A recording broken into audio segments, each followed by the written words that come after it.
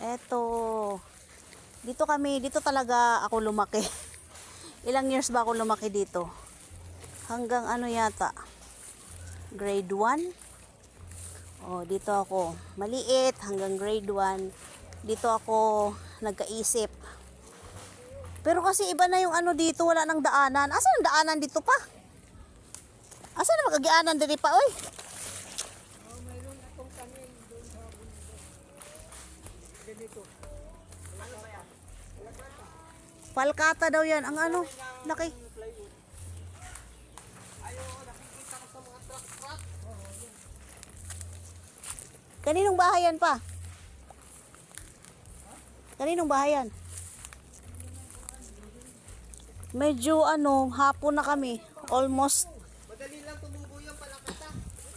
5 PM na. Maraming namimili. Yung tawo ang mahal.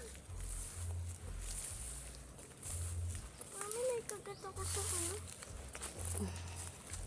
Sige, lakad na doon para makatapos na tayo. Daming palkata. Tawag nila plakata. Pero alam ko falkata to eh. Pero ang ganda tingnan ng pagkapuno niya.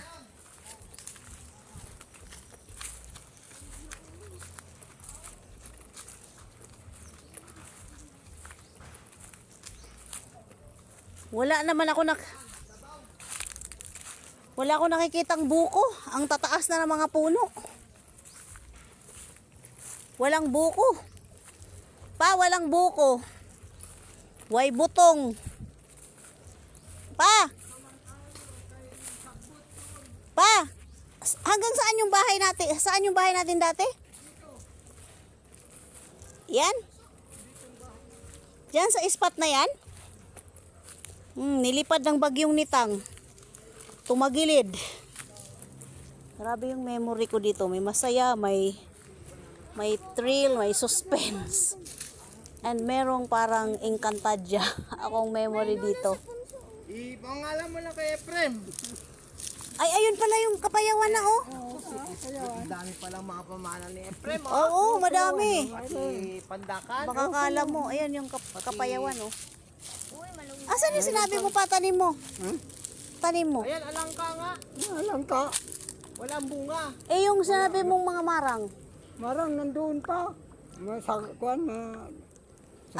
Doon na sa pinakababa. Oh, dito yung same spot ng bahay namin, Maynard, dito. Bahay namin. Hanggang grade 1 yata kami dito nakatira. O grade 2. Diretso. Kasi grade 3 parang pawala na si mama, di ba? O saan nagtatrabaho si mama mo? Tumutulong kay papa, sumasama. Akyat na naman doon pag ganun. Hindi ka daan. Marami. Hirap ano, layo ah. Kita vlog kita. Yan. Marami palang tanim. Parang ano to, ano ba to?